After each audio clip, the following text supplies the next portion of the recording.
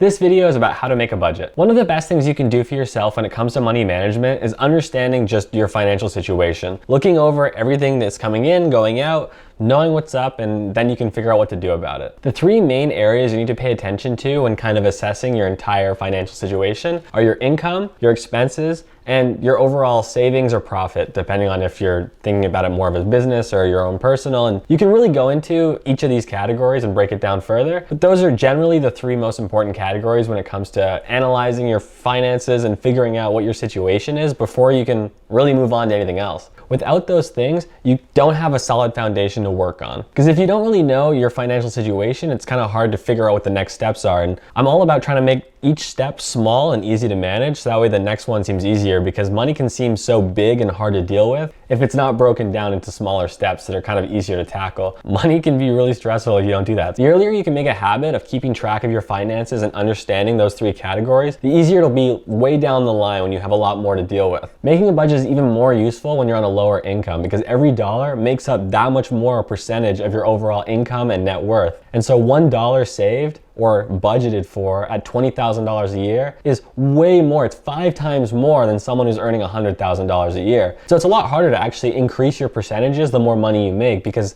it requires more analysis and more figuring it out. And that's why it's so important to start early. Start now. You're gonna have a different income than I do. You're gonna have different expenses than I do. You're gonna have different goals and a different savings plan than I do. But the principles of looking through a budget and creating a budget are gonna be applicable to anyone. And for this video, I am using 40 hours a week at minimum wage in Ontario for 2021.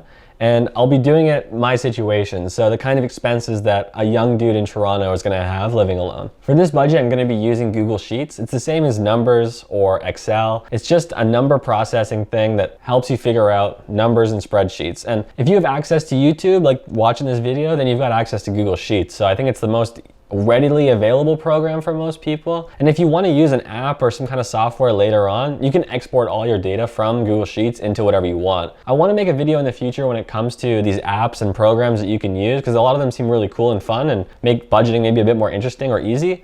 But I think that Google Sheets is just the most versatile and easy to use for anyone, and so I'm gonna start with that one. Plus, that's what I use for my budgeting, is I just use a spreadsheet. First thing you're gonna do is open up Google Sheets and just click File New, Brand New Sheet, and that's what I've got here. So take the first few columns and you're just gonna fill out income at the top, then expenses and costs. I kept those separate so you could include the title or the name of whatever expense it is, and then the cost in a separate column, and then our savings column, because that's what this is all about. It's figuring out how to have more money at the end of the day. First, the income column. Make sure you include everything. If you're a salaried employee at your job, then make sure you include your regular paychecks. If you're working hourly sometimes or all the time, make sure you include all of your paychecks from the last month here. If you work gigs like Uber Eats or something like that, then make sure you include every single one of those trips you took out. You want all of your income for this month, we're gonna do a monthly budget, in this one place. And so include them all itemized here. For mine, I've just included one lump sum of $18.60, which is the minimum wage in Ontario in 2021 for 1 month's worth of work at 40 hours a week. Expenses. For this column, you have to include absolutely every dollar you spent, otherwise this isn't gonna work. So every coffee you bought, every meal out, all your Netflix, Spotify, Hulu subscriptions, your rent, every bus ticket you took, every train ticket, every movie you rented. I don't know if people still rent movies very often anymore, but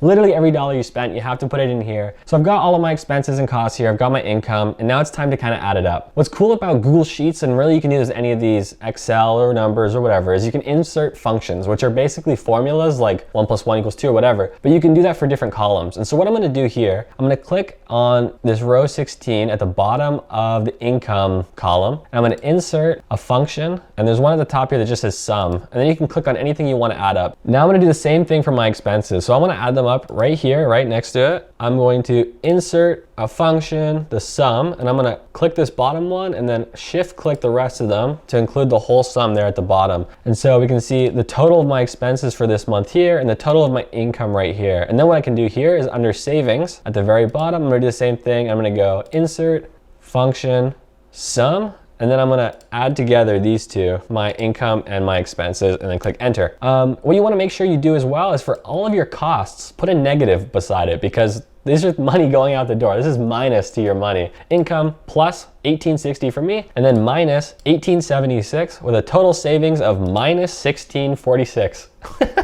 So this is a perfect example. A lot of people, when they're looking over the money for the first time, or even just the first time in a while, might not notice that they're spending more money than they're making, living beyond their means, and that can be a real problem for people trying to save money or long-term goals. So the next step is our evaluation. We're gonna look through all of our expenses and figure out what's going on here. You know, we've got a bunch of grocery items here, a birthday gift, paying for internet, paying for groceries, an anniversary dinner for me and my girlfriend. I got her a gift as well. Pretty standard expenses, nothing crazy here, but a few things that are a little expensive. You know, transport's over $100, my rent is over $1,000. This stuff starts to add up. And so what I like to do is start to categorize things. So all of my groceries, I've got 1, 2, 3, 4 grocery entries, put them all together into one section. All of my eating out expenses, so I went to sushi, I went to burrito, I got a pizza, those things, put them all in order. What I'm gonna do now is go through the expenses and see which things are not essential and highlight them so they stand out. The first 4 are all groceries. There's not much you can cut there unless you're spending a wild amount on groceries, so for now, I'm gonna leave that as essential. We'll start off with these first things that I've marked in yellow, the birthday gift, the anniversary dinner, and the anniversary gift. Altogether, I spent about $130 on 2 gifts and half a dinner. Unfortunately, it's just one of those things you have to look at and see if you can afford. Maybe I should be paying attention to that and spending less money there. So what I would recommend is maybe in the future, setting budget goals for yourself of maybe $30 or $20 on those items. So if I was to take them and I was to go to $20 here, make sure I do minus. If I was to go to birthday gift and make it $20 as my budget, and the anniversary gift as $20 in my budget, I've already got myself out of the negative, and now I'm saving some money every month. If I can just limit my overall budget for gift giving every month to $50 or $40. The next category, eating out, pizza and burrito. Together, that's only $20, but if you include the sushi dinner I had with my girlfriend, that's $50. I love pizza, I love burritos, I love sushi, but eating out is really expensive, and it's one of the places that people spend the most amount of money that they can't afford. It's worth double checking those areas to figure out if that's probably a place I should cut in order to save more money. But since it's only $20 for now, I'm gonna leave it. Now I've got internet highlighted in dark red. That's because it's $150 a month. For my job, I use a lot of internet. I'm downloading a ton of high-end video files, photo files, and audio from the internet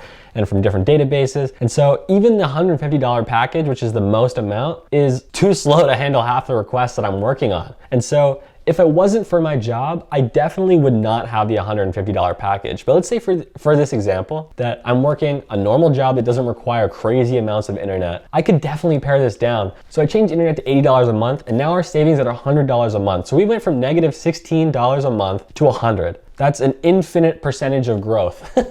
We went from losing money to now saving over $1,000 a year if we kept up this disciplined schedule or whatever. Next are subscriptions. $10 every month I give to Spotify, no questions asked. That can seem like not a lot of money, but it's $120 a year.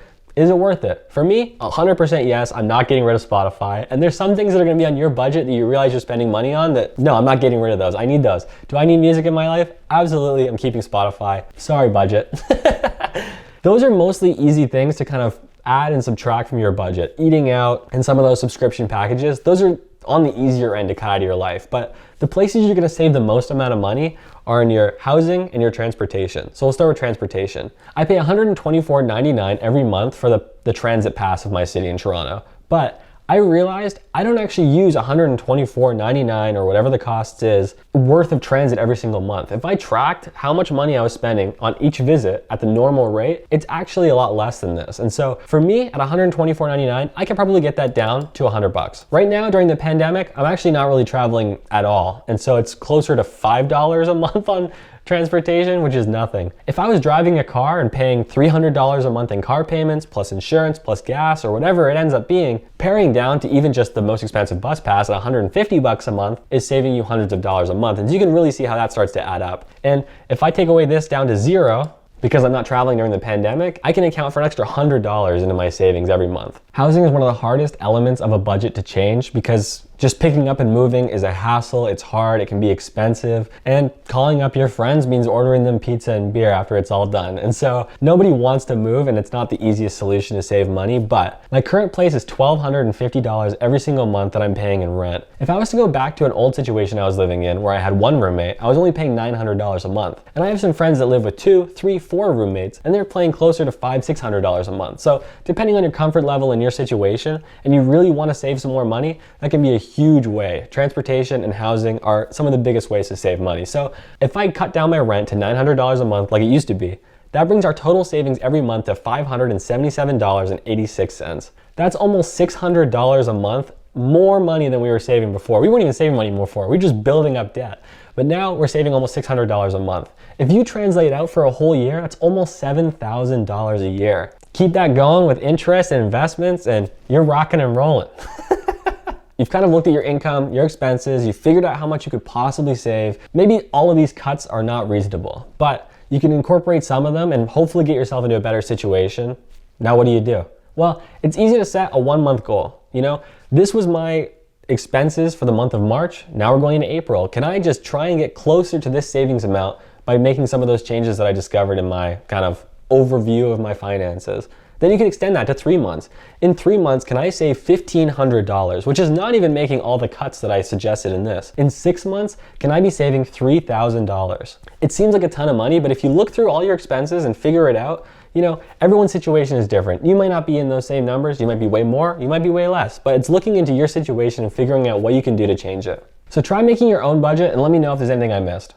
Please like, subscribe, ring the bell, and it lets you know when I upload a new video. I really appreciate not feeling like I'm making these videos for nobody. Thanks for watching, and I appreciate that you want to learn more about your finances and how to get better at managing your money because it takes a ton of stress off of you, and that's the kind of thing that that's my goal. That's my goal. That's it for this one.